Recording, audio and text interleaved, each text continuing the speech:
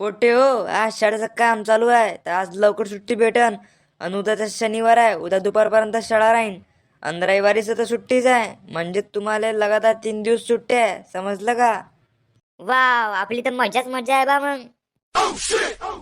काऊन रे मस्तक मोळ्या, आज दिसतं तू अभ्यासात ढ आहे, तुला मजा करायची आहे. 3 दिवस सुट्ट्या आहे तर अभ्यास देऊन राहिलो. चला लिहून घ्या लवकर सगळ्यांना.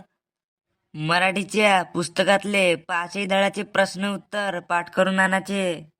अभि यशा, हा मास्तर आपली पुरी लाल केल्याशिवाय राहत नाही का?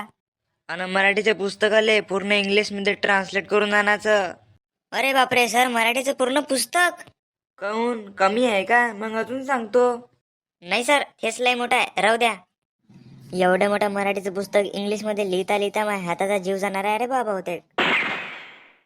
आणि हो, सोमवारी हा सगळा अभ्यास मला कम्प्लीट म्हणजे पूर्ण कम्प्लीट पाहिजे. एखाद्यानं का नाही केला तर तो आणि मी आहे. मग आपला नादच नाही करायचा. लय बेकार माणूस आहे मी, धरून चांगला पादवण आणि सुजवण. मग अबे यशा, एवढा अभ्यास माझ्या डोक्याच्या वर राहिले का? अबे तू बिंदास आहे ना, सरले एवढं कुठं लक्षात राहते. जाऊ दे ना, आपण मजा करू मस्त.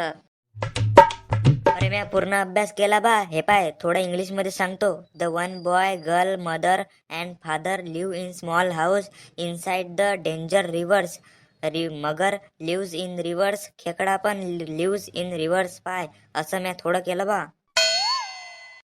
अरे लेका, मी आता काहीच अभ्यास नाही केला. सरचं कुठं लक्षात राहते एवढं?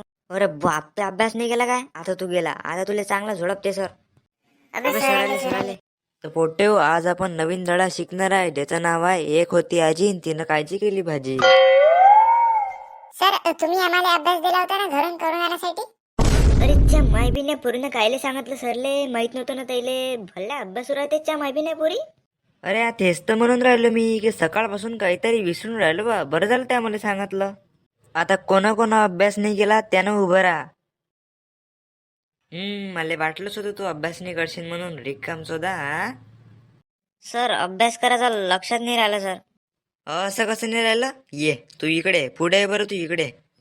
जेवण केलं का संध्याकाळी?